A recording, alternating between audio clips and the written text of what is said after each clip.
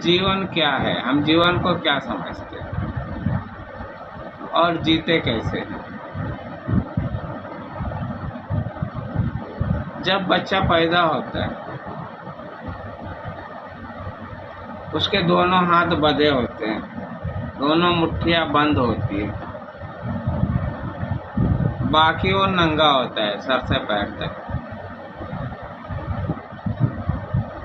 ऐसा क्या वो लेके आता है मुट्ठी में बंद करके, जिसको खोलने से ही रोने लगता है, चिल्लाने लगता है।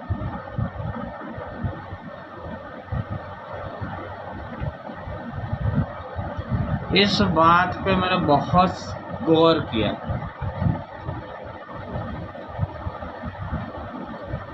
बहुत सोचा, तब जाके हमें समझ आई कि दरअसल इसमें हमारी तकदीर बंद रहती है। जो भी बच्चा आता है उसकी तकदीर उसके दोनों हथेलियों पे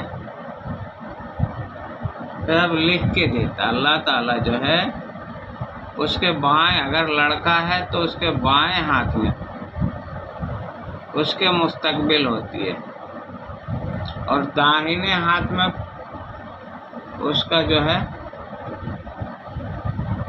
प्रेजेंट होता है और बाएं में फ्यूचर होता है।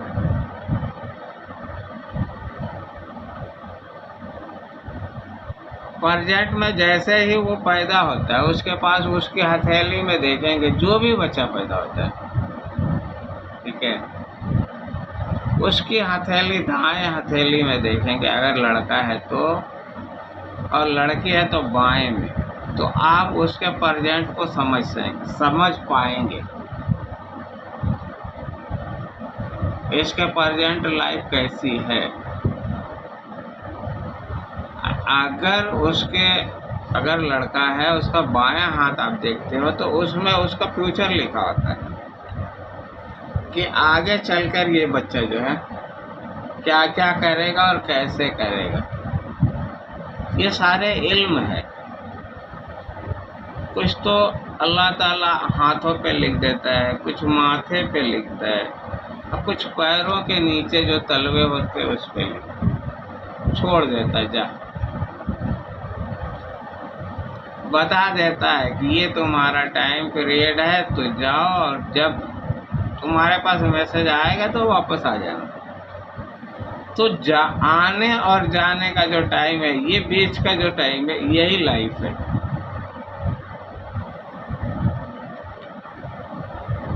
जैसे हम कोई सामान खरीदने जाते हैं तो उस पे कंपनी जो है लिख के देती है मैन्युफैक्चर डेट और एक्सपायरी डेट। अगर वो दो डेट नहीं होता है तो हम उसको डिफेक्टिव समझते हैं, मतलब वो सही नहीं है। उसी तरह अल्लाह ताला जब इंसान को पैदा करते हैं तो उस पे डेट डाल देते हैं कि हाँ ये इतने तारीख को पैदा हुआ और इतने तारीख को मरेगा। उसके दाएं हाथ में जब लड़का होगा तो उसको देखोगे कि उसकी लाइफ लाइन क्या है। लाइफ लाइन, माइंड लाइन और हार्ट लाइन, 3 लाइनें तो होती है हाथों में। प्रेजेंट में जो भी बच्चा पैदा होता है उसके हाथों में 3 लाइनें होती, बाकी की लाइनें जो है वक्त के साथ साथ बननी शुरू होती है। जैसे जैसे उसकी जर्नी स्टार्ट होती है वैसे वैसे जो है उसकी लाइनें बननी शुरू हो जाती है। अगर हम इस चीज़ को पढ़ लें तो हमारा जीवन आधा से अधिक सरल और आसान हो जाएगा। तो हमें समझ में आ जाएगी कि मुश्किलें क्यों आती है, परेशानियां क्यों आती है, दुख क्यों आता है। जब हम नहीं समझ पाते हैं तभी हमें दुख आता है। हमें समझाने के लिए, हमें याद दिलाने के लिए कि तुम जो जिस जर्नी में हो, जिस काम के लिए आए हो, वो काम तुम नहीं कर रहे हो, तुम गलत रास्ते पे जा रहे हो। मुड़ो और सही रास्ता दिखाओ। डिवाइन का, यूनिवर्स का हमसे बात करने का लैंग्वेज ही अलग है। वो कोड वर्ड में बात करते हैं। 1 2 3 4 5 6 7 8 9, ये जो नंबर है ना 0 से लेके 9 तक, ये हमें बहुत कुछ सिखाता। अगर ये नंबर ना हो तो हमारी ज़िंदगी जो है 0 हो जाए, इसका कोई मतलब ही ना हो, हम कुछ भी ना कर पाए, ना दिन, महीना, हफ्ता, साल, ये सारे कैलकुलेशन सब इन नंबरों के जरिए ही है। अगर हम इन नंबरों को समझते हैं तो हमारी ज़िंदगी सरल हो जाती है, कि हमारे दिलो दिमाग से जो है ना स्ट्रेस ख़त्म हो जाता है, चिंताएं ख़त्म हो जाती है।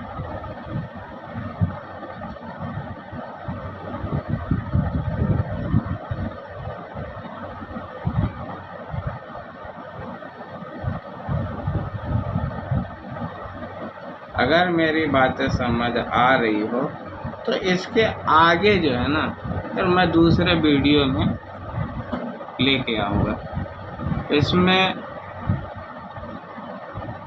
देखूँगा कि आप लोगों की समझ आ रही कि नहीं, क्योंकि बोलने का कोई मतलब नहीं जब तक उसको सुनने वाला सुने ना, समझे ना, या उससे उसके लाइफ में कोई परिवर्तन ना हो।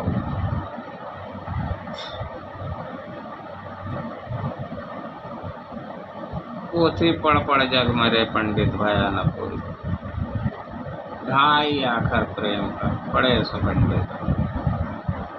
एक बात भी लाइफ में आपको समझ आ जाती है तो आपकी लाइफ जो है चेंज हो सकती है। आप खुशहाल हो तो आपको तो किसी की ज़रूरत है ही नहीं, क्योंकि आप समझदार हो। जो परेशान है, जो लाइफ को समझना चाहता है, लाइफ को समझने का मतलब ये है कि मैन्युफैक्चर जो कंपनी के बारे में जानना चाहता है, कि जिस कंपनी ने हमें बनाया है, जिसके हम बंदे हैं, उसके प्रति हमारा क्या कर्तव्य है, उसके लिए हमें क्या करना है। हम जो करते हैं उसकी तो सैलरी हमें मिलती है, लेकिन उस सैलरी के बाद भी हवा, पानी, आग, ऑक्सीजन, ये जो सब हम इस्तेमाल करते हैं, इसके लिए उसको क्या देते हैं? उसको आपसे दौलत तो चाहिए नहीं, तो कहता हमें बस इतना ही कहो, अल्हम्दुलिल्लाह, अल्लाह का शुक्र है, उसने हमें इस काबिल बनाया। सारी खूबियाँ उसी की है, उसी के लिए है, और सारी तारीफ़ें उसी के लिए। हम अपनी तारीफ सुनना पसंद करते हैं। जिनको खुद से प्यार है, जो अपनी बड़ाई सुनना चाहते हैं, उसके अंदर भी वो है,